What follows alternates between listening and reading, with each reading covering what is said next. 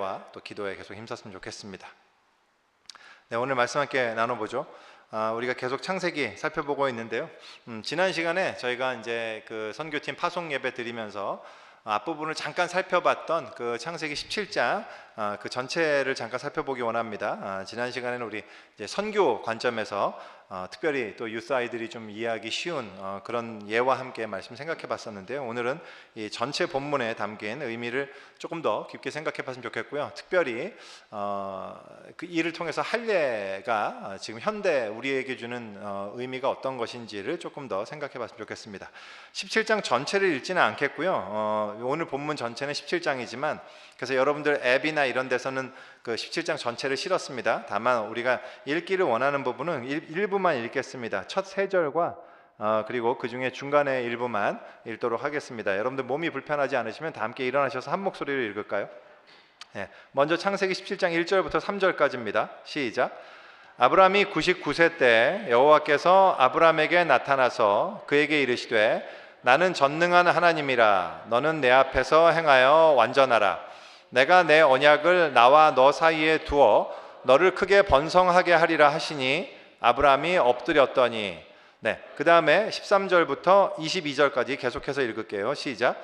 너희 집에서 난 자든지 너희 돈으로 산 자든지 할례를 받아야 하리니 이에 내 언약이 너희 살에 있어 영원한 언약이 되려니와 할례를 받지 아니한 남자 곧 그 포피를 베지 아니한 자는 백성 중에서 끊어지리니 그가 내 언약을 배반하였음이니라.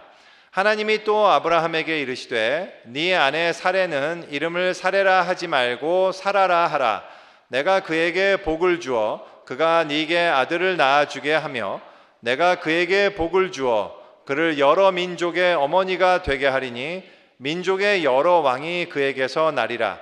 아브라함이 엎드려 웃으며 마음속으로 이르되 100세 된 사람이 어찌 자식을 낳을까? 사라는 90세니 어찌 출산하리요 하고 아브라함이 이에 하나님께 아뢰되 이스마엘이나 하나님 앞에 살기를 원하나이다. 하나님이 이르시되 아니라 네 아내 사라가 네게 아들을 낳으리니 너는 그 이름을 이삭이라 하라. 내가 그와 내 언약을 세우리니 그의 후손에게 영원한 언약이 되리라.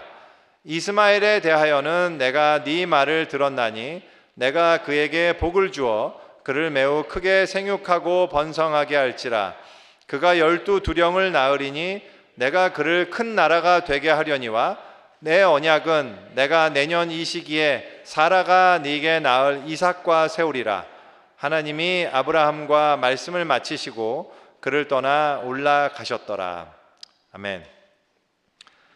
네, 우리가 읽었던 것처럼 오늘 본문 첫 절에서요 하나님이 이렇게 말씀하십니다. 내 앞에서 행하여 완전하라. 이 말씀은 이제 아브라함에게 주신 말씀이지만 이건 또한 모든 믿는 자들의 모형이요 조상이 된 대표가 된 아브라함에게 주어진 명령이라는 차원에서 이것은 믿는 모든 자인 우리들에게도 주어진 명령이다라는 것을 여러분들이 다 이해하실 거예요. 그래서 여러분께도 주어진 명령이에요. 여러분께 질문 드리고 싶어요. 여러분 어떠신가요? 여러분들은 하나님 앞에서 행하여 완전하신가요? 뭐 시간이 넉넉하게 있다면 한 분 한 분 제가 한번 더 일어서서 한번 말씀해 보기도록 이렇게 시키고 싶은데 근데 이 질문에 답하기 전에 먼저 이 질문의 의미가 뭔가를 한번 생각해 볼 필요가 있어요. 이 질문의 의미는 오늘 본문 전체가 가리키는 그 전체의 내용과 굉장히 밀접한 관계가 있기 때문에요. 오늘 본문을 파악하는 것이 중요합니다. 오늘 본문을 함께 우리가 살펴본 후에 우리가 이 질문에 대해서 올바른 대답을 할 수 있으면 좋겠습니다. 근데 이 질문의 진정한 의미를 생각해 보기 위해서는 기독교가 다른 종교와 가장 근본적인 차이가 무엇인지를 좀 생각해 볼 필요가 있어요. 사실 굳이 다른 종교를 생각해 볼 것도 없이 그나마 가장 비슷하다는 유대교와의 차이가 뭐가 있는지를 먼저 좀 생각해 볼 필요가 있어요. 여러분 유대교 아시죠? 유대교와 기독교는 우리 같은 하나님 야훼 하나님을 우리 유일한 참 하나님으로 섬기는 종교예요. 그죠? 그런데 그리고 성경도 같죠. 물론 이제 유대교는 신약 성경은 따로 없지만 유대교가 읽고 하나님의 말씀으로 인정하는 성경은 구약 성경이고요. 우리가 말하는 구약 성경이고 그 구약 성경은 유대교의 성경과 정확히 일치합니다. 기독교가 인정하는 구약 성경 정경 39권은 기독교가 정한 게 아니에요. 유대교가 정한 하나님의 말씀이라고 정한 그 성경을 그대로 인정한 것이 우리의 구약 성경 39권입니다. 그래서 하나님도 같고 성경도 같아요. 그러면 그 해석도 같은 것인가? 그런 의문이 좀 들죠.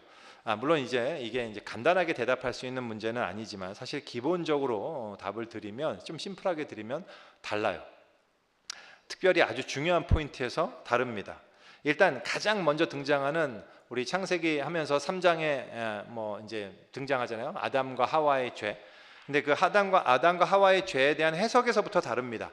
정통적인 기독교, 우리가 믿는 정통 기독교는 아담의 죄가 단지 최초의 죄라고만 보는 것이 아니라 그것을 우리가 소위 원죄라고 이야기하죠. Original Sin이라고 얘기해요.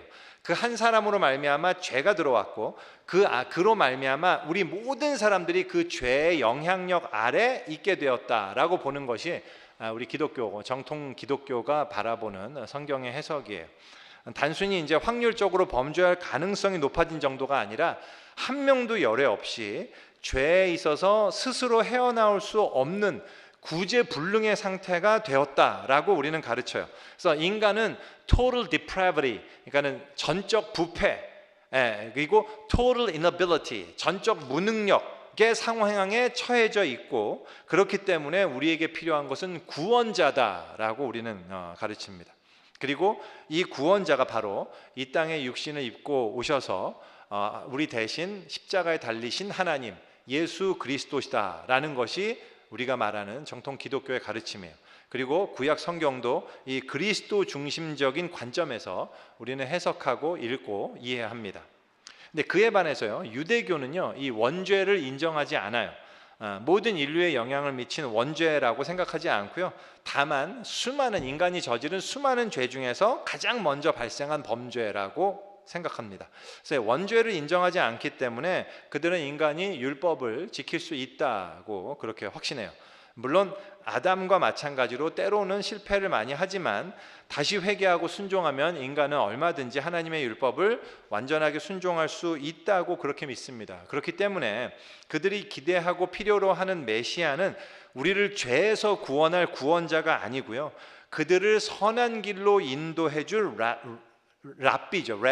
랍비이거나 혹은 아니면 다윗과 같은 정치적 지도자, 우리들을 올바른 길로 제대로 인도해서 온전히 율법을 지키도록 가르치고 격려하고 인도해 줄 그런 인도자를 필요로 한단 말이죠. 그래서요, 사실 유대교는 다른 인간적인 모든 종교들과 혹은 다른 종교나 철학과 사상과 전혀 다르지가 않아요. 다시 말해서 인간이 자신의 자질과 능력으로 하나님의 뜻을 행할 수 있다라고 믿는 관점에서는요, 모든 다른 종교 사상 철학과 동일한 선상에 있어요. 열심히 잘하는 사람은 하나님께 인정받고 그리고 하나님 앞에 나아갈 수 있는 것이고 하나님의 이 구원 안에 들어갈 수 있는 것이고, 제대로 못하는 사람은 그렇게 못하게 되는 거예요. 근데 하지만 바로 이 주장을 기독교는 인정하지 않죠. 기독교는 처음부터 인간은 타락으로 말미암아 그것이 불가능하게 되었다라고 생각합니다. 그리고 결국은 인간은 실패하는 존재다라고 간주해요. 그리고 이것이 이제 신약 성경뿐만 아니라 구약 성경에도 아주 잘 나타나 있다고 기독교는 이야기해요. 그리고 사실 저도 그렇게 당연히 생각하고 그렇게 믿고 그렇게 해석하고 있고요. 다만 우리가 보기에는 유대교가 이미 구약 성경에도 그렇게 분명히 드러나 있는 사실을 제대로 해석하지 못하고 있다고 생각합니다. 예컨대 그래요. 이스라엘이 하나님의 그 끝없는 긍휼과 은혜에도 불구하고 끝끝내 실패한다라는 것은요, 신약 성경의 예수님의 주장이 아니에요. 그것은 구약 성경에 있는 선지자의 말씀이거든요. 예를 들어서 예레미야서, 구약 성경에 있는 선지서의 하나입니다. 예레미야서 35장에 이런 말씀이 있습니다. 내가 내 종 모든 선지자를 너희에게 보내고 끊임없이 보내며 이르기를 너희는 이제 각기 악한 길에서 돌이켜 행위를 고치고 다른 신을 따라 그를 섬기지 말라.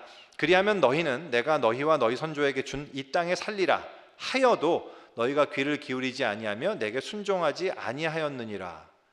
사실 이 말씀이요, 구약 성경 전체 요약이에요. 이거는 구약의 나중 선지자들에 의해서만 선언된 이야기가 아닙니다. 이거는 예레미야서지만 유대인들이 가장 중요하게 여기는 성경인 소위 토라 하죠. 모세오경이라고 하는데, 성경 맨 앞에, 구약 성경 맨 앞에 창출 레민신 5권이 토라거든요.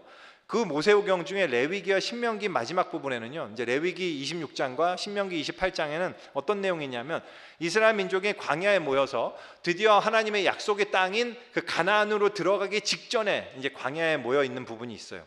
그리고 그때 모세가 죽기 전에 마지막으로 이스라엘 백성들을 앞에 두고 설교하는 내용이 있죠. 그 내용이 레위기와 신명기에 그대로 실려 있거든요. 근데 그 내용은 어떤 내용이냐면, 기억하시는 분 계시겠지만 그들 앞에 있는 2개의 길에 관한 말씀이에요. 그래서 그 말이, 순종하면 너희는 엄청 축복을 받을 것이고 그 땅에서 길이 영원토록 하나님의 백성으로 살게 될 것이고, 만약에 불순종하면 저주를 받을 것이니 그런 얘기예요. 그런 얘기입니다. 그래서 순종의 길을 택해서 꼭 복받아야 된다, 어떤 이런 얘기처럼 보여요. 그렇게 권면하시는 말씀처럼 보입니다. 근데 사실 그 말씀은 실상 잘 보면 그 전체가 이스라엘의 역사에 대한 예언이에요. 그 말씀 잘 보면 축복과 저주의 말씀의 양이 달라요. 축복은 1달락이고요, 저주는 한 5달락입니다. 엄청나게 길어요. 그래서 실제로 이 이스라엘 역사가요, 하나님께 순종했던 그 축복, 그래서 순종함으로 축복을 받은 기간은 되게 적거든요. 근데 그에 반해서 그 외의 모든 시간들은 하나님에 대한 불순종과 그 하나님에 대한 배도로 점철되어 있고요, 그런 말미암아 하나님께 심판을 받은 내용이 바로 그 이스라엘의 역사의 내용이란 말이죠. 더 나아가서요, 신명기 32장에 이제 모세가 죽기 직전에 이 마지막에 유언과도 같은 노래를 하나 지어 부르는데요, 그 노래의 가사가 그래요. 이스라엘이, 노래의 내용이 아름다운 내용이 많이 있는데 그 중에 어떤 가사가 있냐면, 이스라엘이 반드시 불순종할 것이고 끝내 저주를 받고야 말 것이다 라는 내용을 노래로 하고 있단 말이죠. 이게 너무 웃기잖아요. 이제 이스라엘이 가나안 땅에서 들어가서 이제 본격 이집트에서 나와서 독립국가로서 모처럼 희망찬 미래를 건설하려고 막 폼잡고 있는 이 순간에 그들을 이끌어 왔다라는 탑 리더가 하는 얘기가 저주인 거예요.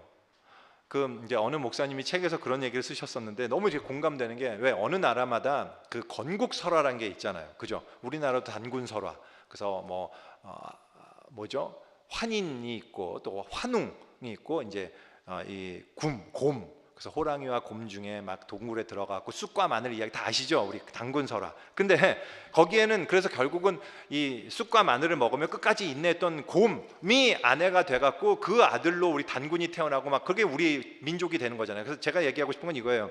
어느 건국설화든 그 민족의 자부심을 고양시키는 좋은 얘기들이 있단 말이죠. 근데 그런 식의 건국설화를 여러분 보신 적 있어요? 건국 시조가 막 나라를 세우면서 자기를 따르는 백성들에게 그렇게 얘기하는 거예요. 얘들아, 내가 주는 계율을 잘 지키면 너희들은 정말 크게 번성한 나라가 될 거고, 계율대로 살지 않으면 반드시 망하고 말 것이야.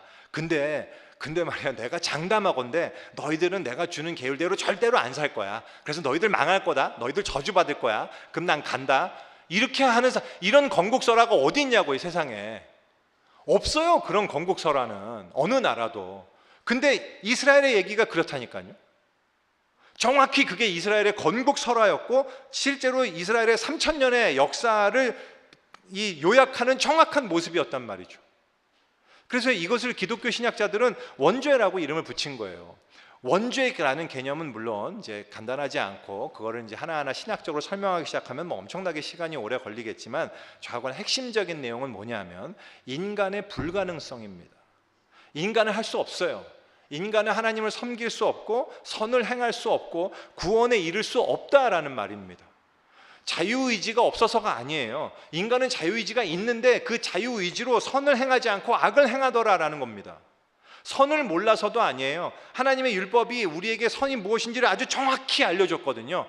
근데 그것을 받은 이스라엘이 결국 그 율법대로 행하지 않고 악을 행하고 말았다라는 것이 이스라엘의 역사란 말입니다. 왜 그런가? 죄 때문에.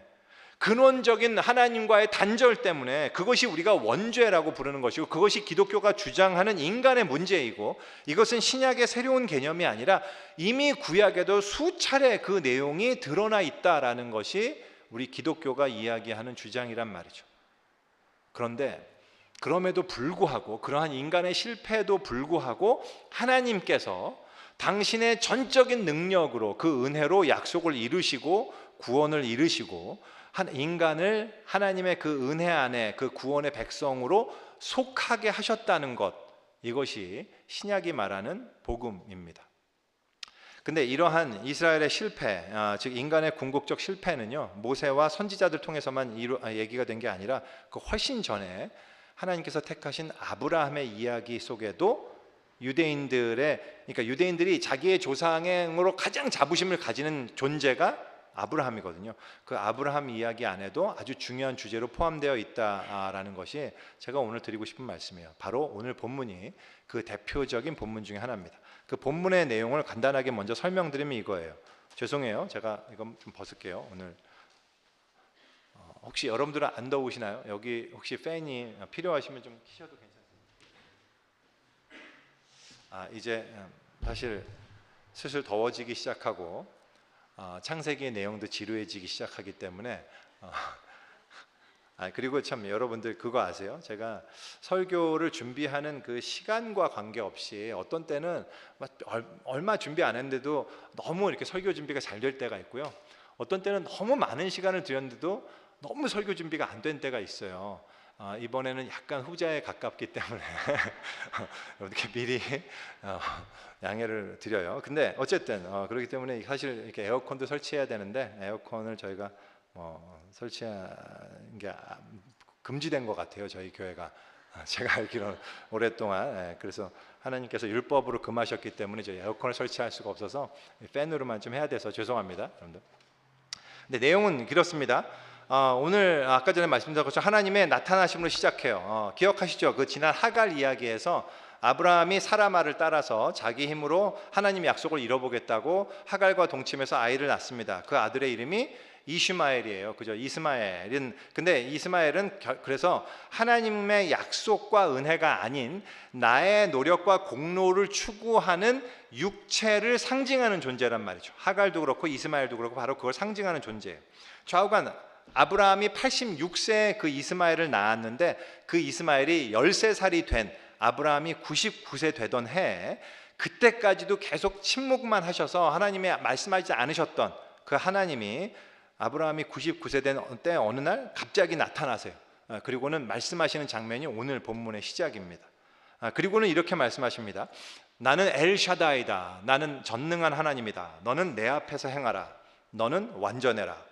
이렇게 얘기하시면서 다시 한번 아브라함과 하신 약속, 즉 언약을 말씀하시는 장면이 오늘 우리가 읽은 창세기 17장의 내용이에요. 전체적으로 창세기 17장은요, 그래서 간단하게 설명을 드리면 이렇습니다. 크게 4개의 단락으로 구분되어 있거든요. 근데 뭐 몇 절부터 몇 절까지가 한 단락 뭐 이렇게 다 얘기는 안 드리겠지만, 첫 번째 단락은 하나님께서 아브라함에게 나타나셔서 언약을 상기시키시면서 그의 이름을 바꾸시는 장면이에요. 아브라함에서 아브라함으로. 그리고 두 번째 단락은요, 그 언약의 표징으로 아브라함과 그 후손과 모든 권속들에게 할례를 행하도록 명령하시는 장면입니다. 그리고 그 다음 세 번째 단락은 아브라함의 아내 사레 역시 사라로 이름을 바꾸시는 장면이에요. 언약의 자손을 사라를 통해서 주실 것을 예언하시면서 그 아들 이름을 이삭, 즉 웃음이라는 뜻의 이삭으로 할 것을 말씀하신 장면이 세 번째 단락이에요.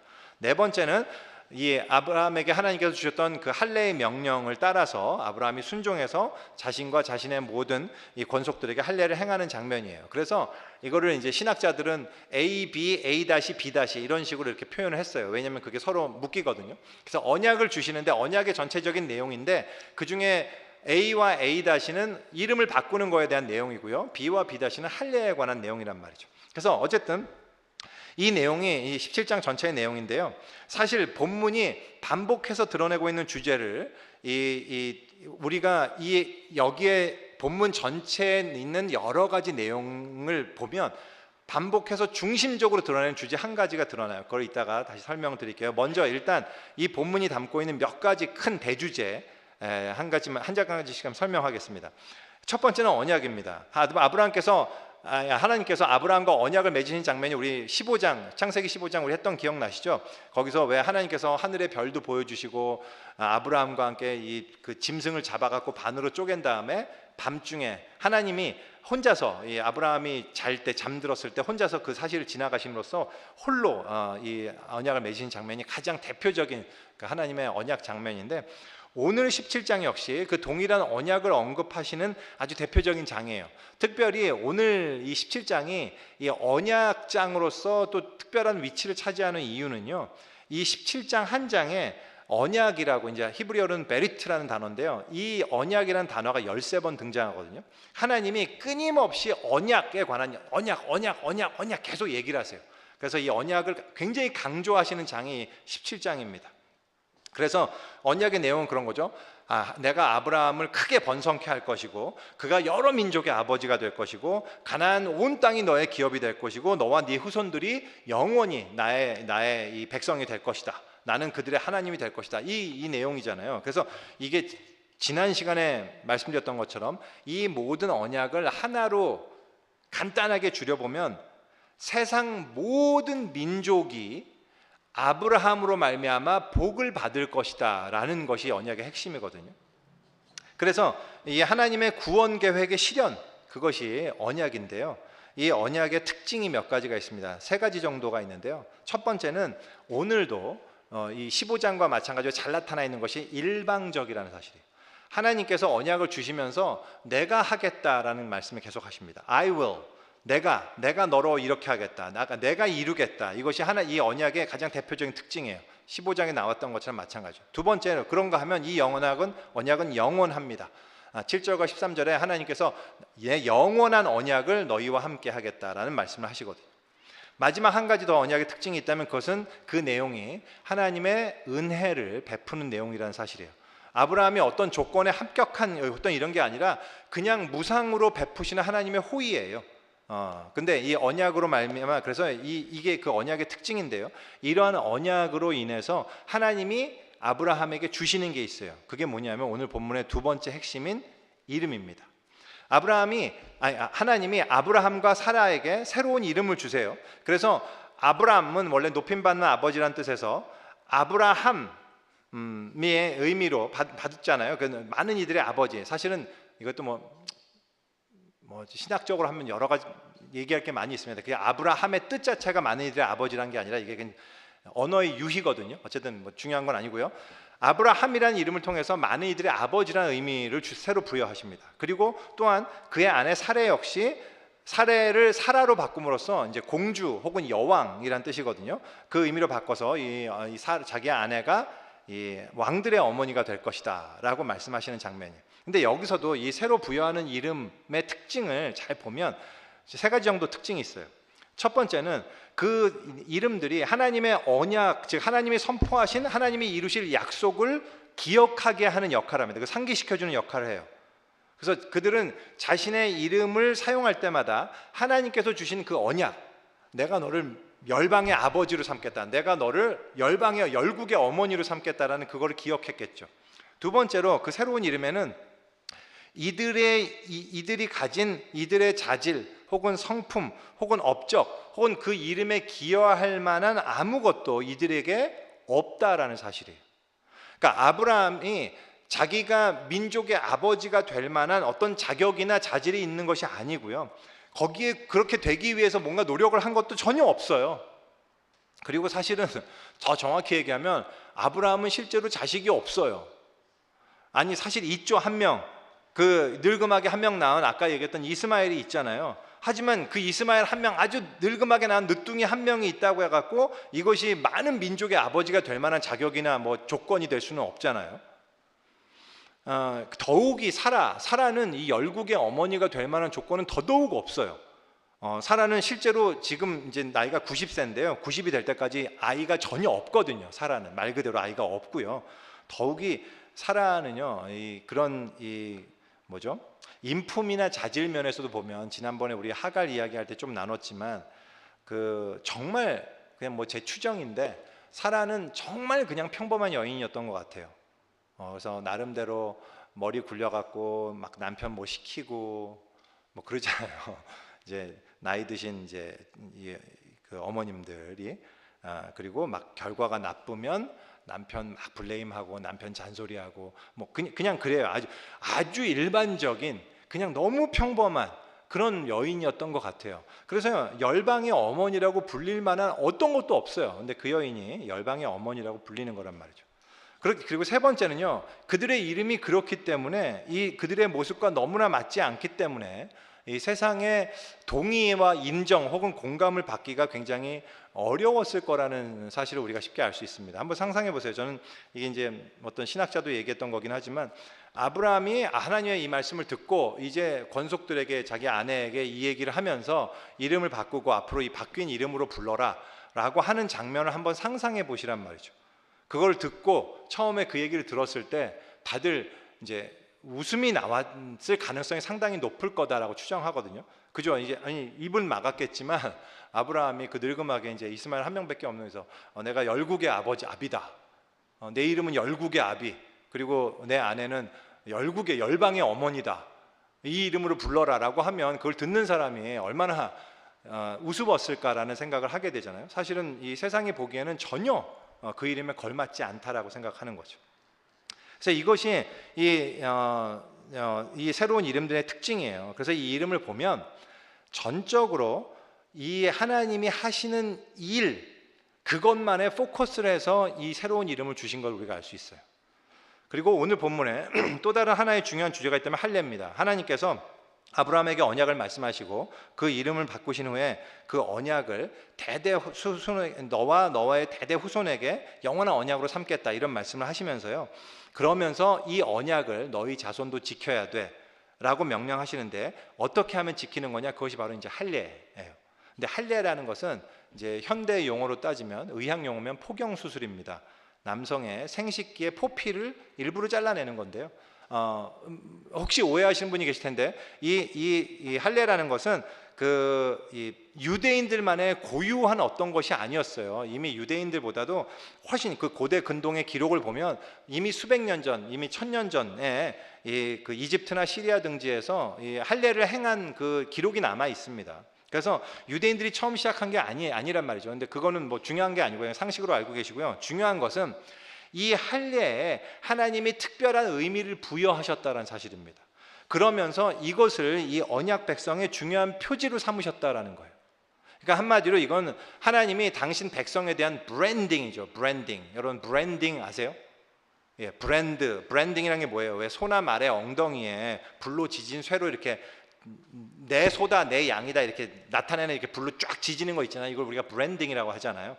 그래서 이게 내 거다라는 거잖아요. 하나님이 할례 받은 사람들은 내 백성이다라고 이렇게 언약의 어떤 징표로 삼으셨다는 얘기입니다. 근데 사실 이게 이 브랜딩이란 게 꼭 하나님만이 하시는 게 아니라 이 세상에도 있죠. 우리 현대에도 브랜딩이 있어요. 예를 들면 현대의 가장 큰 브랜딩은 뭐 예를 들면 대학이죠. 대학 어디 나왔냐 뭐 이런 거예요.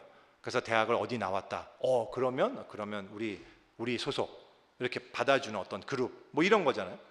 그리고 이제 뭐 저 예전에 뉴스를 통해서 그런 얘기도 들었어요. 이제 여성들이 뭐 그 백으로 요새 이제 세상의 여성분들은 백으로 어떤 소속이 결정된다고. 그래서 이제 아세요? 여러분들 그 에르메스라는 그 상표가 있어요. 근데 에르메스의 이 버킨 백을 들고 다니면 그것은 좀 특별한 소속이래요. 왜냐? 버킨백의 금액은 한 3천만 원 한답니다.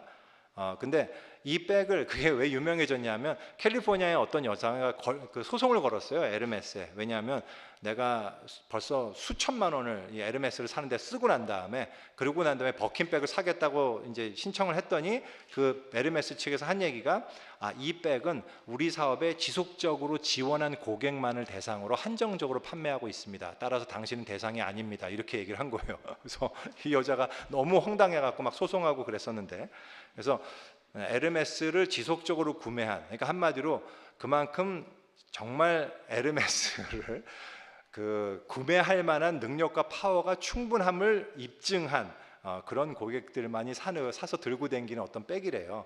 저는 잘 모르겠지만, 그래서 이 버킨백을 들고 다닌다는 얘기는 소위 세상에서 이제 찐이다. 이 사람 찐부자 그룹의 할례인 거죠. 그거 할례인 거예요. 그래서 이 에르메스와의 이 언약 백성으로 인정되는 그런 할례가 이제 에르메스 버킨백이라고 할 수 있는 거죠. 저하고는 이처럼 이 할례라는 게 그런 거예요. 할례라는 것은 언약 백성들이 자기가 그 언약의 소속임을 증명하고 인식하기 위한 증표란 말이죠. 근데 중요한 건 이겁니다. 에르메스의 버킨백이 있고 어떤 고학력 집단의 어떤 학교 이름이 있듯이 어떤 소속을 나타내는 그 징표가요, 그 의미와 전혀 관계없는 것을 하지는 않는단 말이죠. 중요한 의미가 있어요.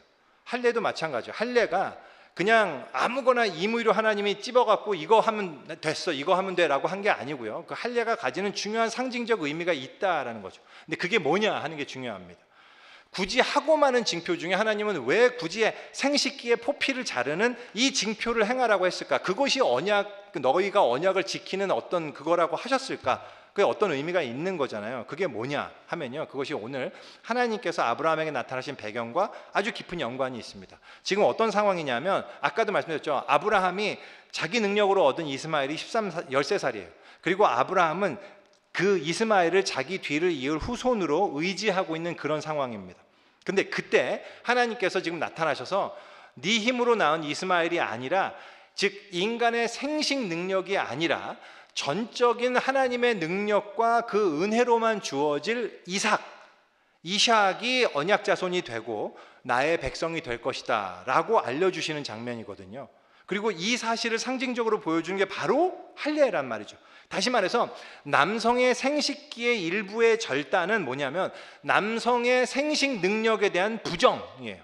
그 육체에 대한 부정을 의미합니다. 즉 육체로 되는 것이 아니다라는 뜻입니다. 인간의 능력과 공헌으로 되는 것이 아니다. 하나님의 백성이 되는 것은 온전히 하나님의 능력과 은혜로만 되는 것이다 라는 것을 드러내는 표식이 바로 할례라는 말이죠. 그래서요, 이 창세기 17장은요 이 세 가지 큰 핵심적인 주제 얘기했잖아요. 언약, 그리고 계명, 그리고 할례, 이 굵직한 주제를 얘기하고 있는데요, 그 함께 살펴보면 그러니까 여러분들이 지금 이미 파악하셨겠듯이 이 각각의 주제는 딱 하나의 핵심적인 개념과 방향으로 모두 진술되어 있어요. 그 하나의 개념이 뭐냐 하면 바로 이거예요. 하나님의 언약은 오직 하나님의 전적인 능력과 은혜에 의해서만 성취된다라는 거예요. 이것이 이 창세기 17장이 이야기하는 전체 내용의 핵심 주제란 말이죠. 언약의 속성과 그 내용에서도, 그들의 바뀌어진 이름에서도, 또한 할례의 상징적 의미에서도 이 핵심 주제가 거듭 반복되고 있어요. 근데 여기에 오늘 이야기는 한 가지 더 중요한 이야기를 하나 더 소개하고 있습니다. 그게 뭐냐 하면 이겁니다. 하지만 인간은 이러한 하나님의 전적인 능력과 은혜로 이루어지는 언약의 성취를 믿는데 실패한다는 사실이죠. 오늘 본문에서 가장 흥미로운 장면이 바로 이 부분이에요. 오늘 본문의 장면을 한번 여러분들 상상해 보세요. 이 상황이 한 아브라함에게 어떤 의미가 있었을지 한번 여러분 생각해 보세요. 10수년 만에 하나님이 한 번도 침묵하시고 아브라함이 아무리 기도해도 응답하지 않으시다가요, 어느 날 갑자기 하나님이 하늘에서 내려오셔서 나타나셨어요. 그리고는 직접 내려오셔서 아브라함에게 이렇게 놀랍고 엄숙한 언약을 다시 한번 선언하시고 새로운 이름을 그들에게 부여하시고 아울러 언약을 지키기 위해서 할례를 행하라고 명령하시는 이 장면이 아브라함에게는 얼마나 놀랍고 그 경외감으로 가득한 시간이었을지 우리가 능히 알 수 있죠. 상상할 수 있잖아요.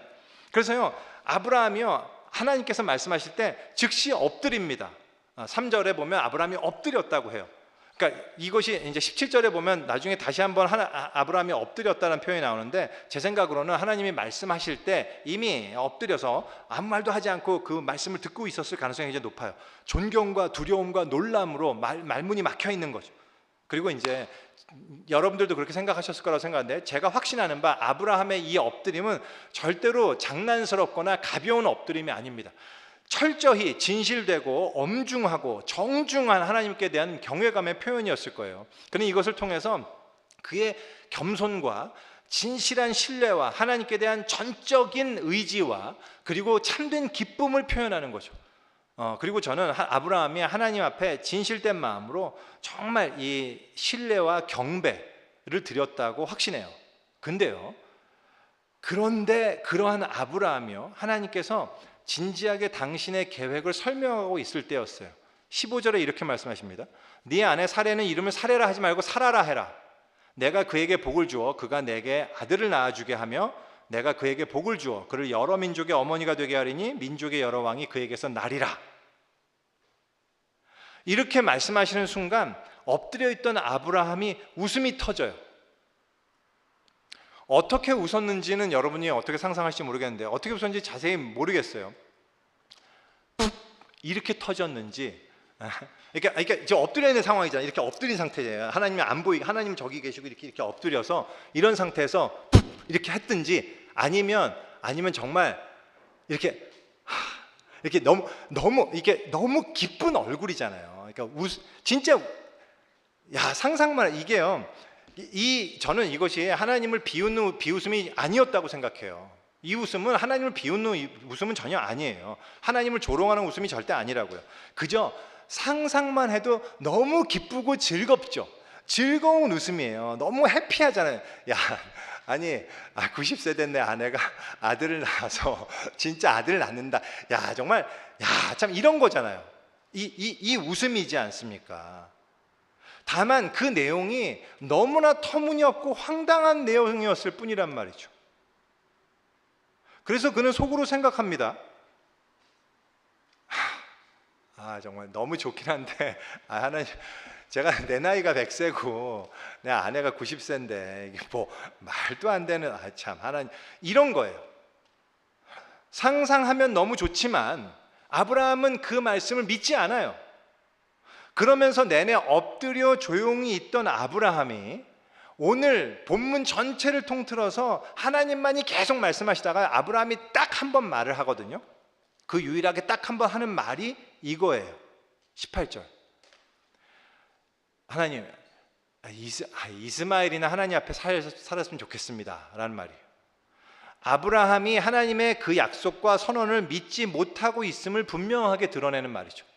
우리의 호프 아브라함조차 하나님을 믿지 못했다고요. 믿음에 실패했어요. 그는 물론 지금까지 하나님을 전적으로 믿고 의지하고 신뢰했습니다. 하지만 지금 이 말에 웃음이 나왔단 말이죠. 왜? 말이 안 되니까. 그는 지금까지 100년을 살아오면서 쌓아왔던 경험과 지식과 상식이 있었단 말이죠. 그것에 근거할 때 이건 도저히 말이 안 되는 거예요. 믿음의 조상 아브라함마저 결국 하나님보다 자신의 판단과 이성을 더 신뢰하고 있었음이 오늘 본문에서 드러난단 말이죠. 이것이 인간의 모습이에요. 우리는요, 하나님을 믿지 않아요. 이것이 인간의 아주 깊이 뿌리 있게 박혀있는 본성입니다. 하나님을 의지한다고 하지만 결국은 자기를 의지해요.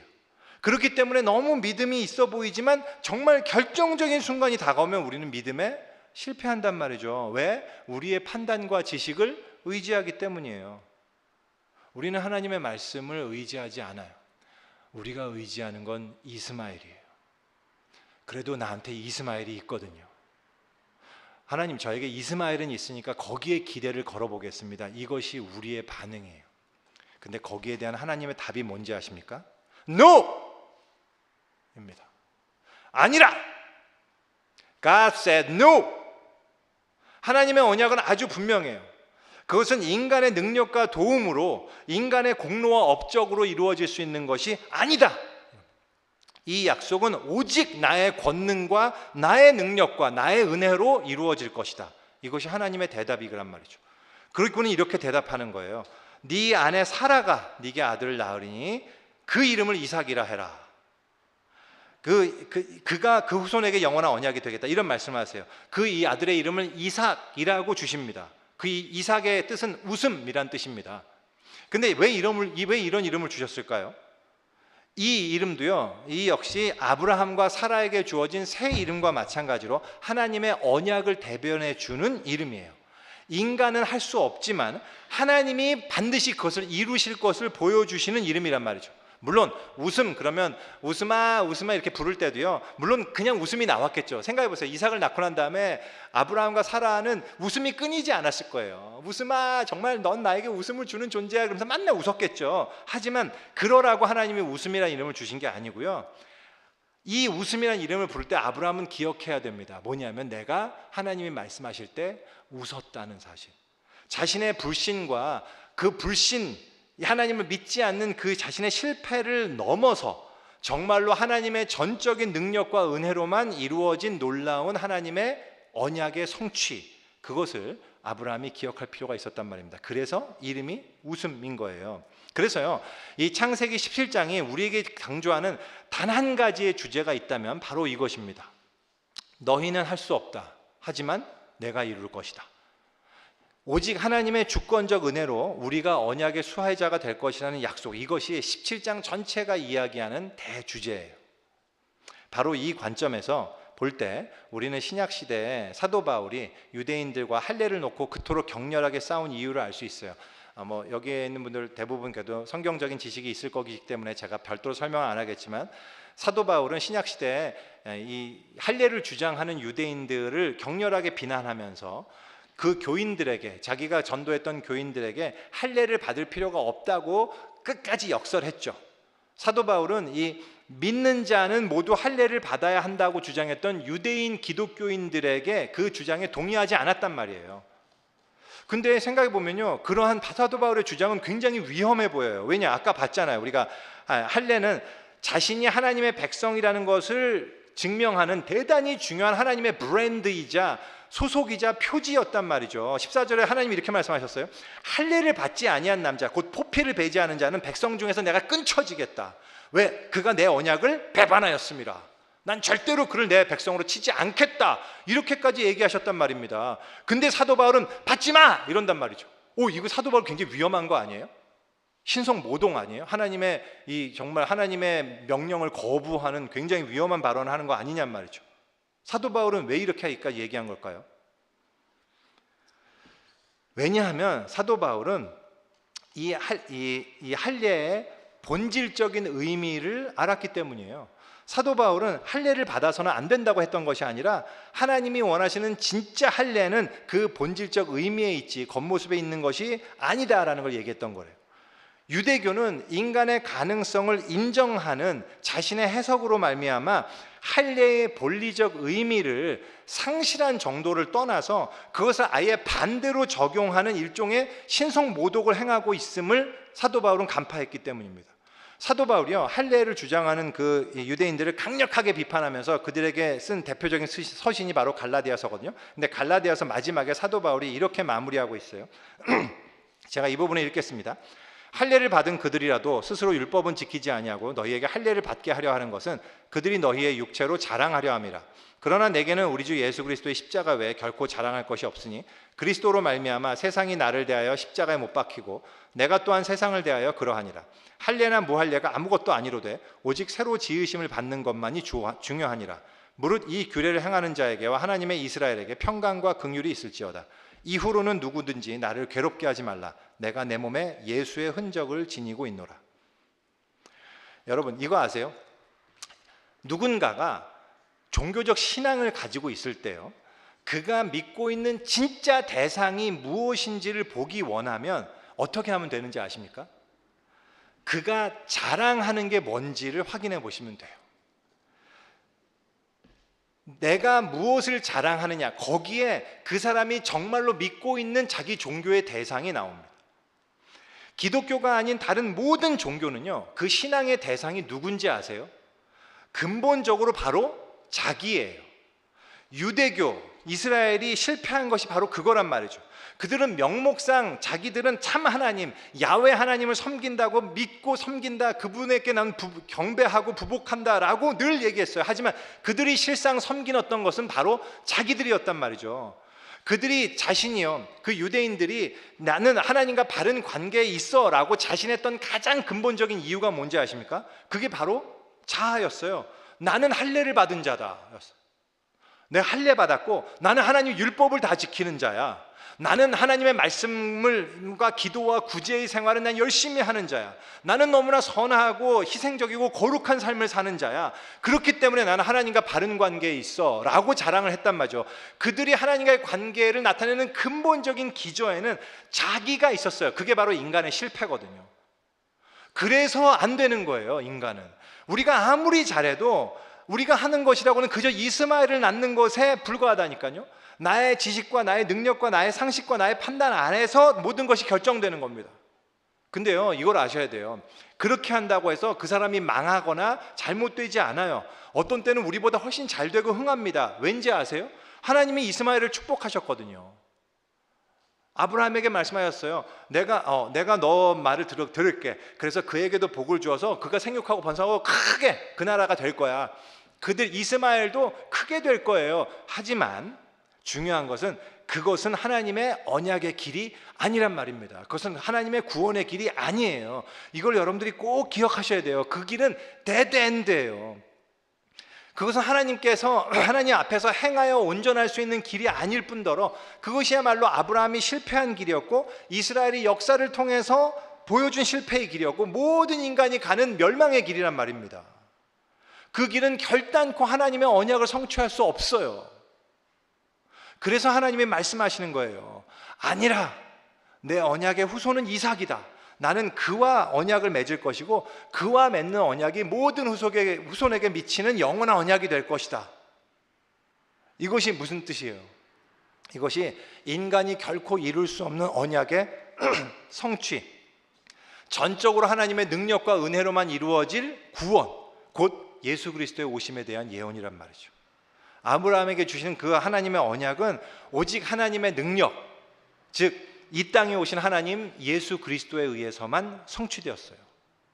모든 실패자의 죄악을 대신 짊어지시고 자신의 능력과 가능성을 자랑하는 인간의 죄악에 의해서 십자가에서 죽임 당함으로써 우리의 모든 죄의 저주, 그 심판을 대신 테이크하심으로써 우리가 말도 안 되는 하나님의 구원과 언약의 수혜자가 된 거란 말이죠. 전적으로 하나님의 은혜로 말미암아 이 일이 이루어졌어요. 사실은 제가 설교를 준비하면서 이 부분에서 내가 내 힘과 내 능력을 의지하는 것이 어떤 모습이고 그것이 왜 멸망으로 가는 길인가에 대해서 좀 더 구체적으로 이렇게 좀 설명을 드리고 싶은 마음이 너무 많이 들었는데요. 그렇게 하려다 보니까 너무 길어질 것 같아서 그 부분은 오늘 더 구체적으로 설명 안 하겠지만 여러분들이 꼭 고민해 보셨으면 좋겠어요. 나의 삶 속에서 내가 무엇을 자랑하는가? 이게 굉장히 중요한 문제예요. 여러분들이 정말로 많은 성취를 하실 수 있을지 모르겠어요. 여러분들이 가진 능력과 자질과 여러분들이 가진 성품과 그런 것들로 여러분들은 대단히 많은 것들을 모든 세상 사람들이 존경하고 칭찬하고 인정하는 엄청난 그 성과를 여러분들이 거두실지 모르겠습니다. 근데 중요한 것은 그 길은 이스마엘의 길이에요. 거기엔 생명이 없어요. 그 길은 언약을 성취할 수 없어요. 그 길은 하나님을 죽이는 길이에요. 여러분 이 사실을 여러분들이 꼭 기억하셔야 돼요. 거기에 여러분의 목숨을 거는 것만큼 바보 같은 일이 없어요. 근데 세상은 이렇게 얘기하지 않아요. 세상은 여러분들한테 정재훈 목사에게 속지 마. 정재훈 목사가 거짓말하는 거야 라고 이야기할 거예요. 자기 종교 비즈니스 유지하려고 너희들 계속 그 종교 끌어들이려고 하는 거야 라고 세상은 이야기할 거란 말이죠. 아니에요. 그 길은 데드엔드입니다. 이스마엘에 기대를 걸지 마세요. 이스마엘은 하나님의 언약을 성취하지 못한다니까요. 우리의 힘으로 안 되는 겁니다. 우리가 유일하게 기대할 수 있는 딱 한 가지는 예수 그리스도밖에 없어요. 그게 복음이에요. 그래서 우리가 자랑할 수 있는 게 뭐냐 하면요, 하나님의 은혜, 예수 그리스도의 십자가밖에 없어요. 그것이 사도 바울의 자랑이었단 말이죠. 사도 바울이 이렇게 얘기해요. 그러나 내게는 우리 주 예수 그리스도, 그들은 육체로 자랑하느냐? 그들이 할례를 받았고 그렇게 율법 다 지키고 잘한다고 하느냐? 나는 그런 거 자랑 못해. 다만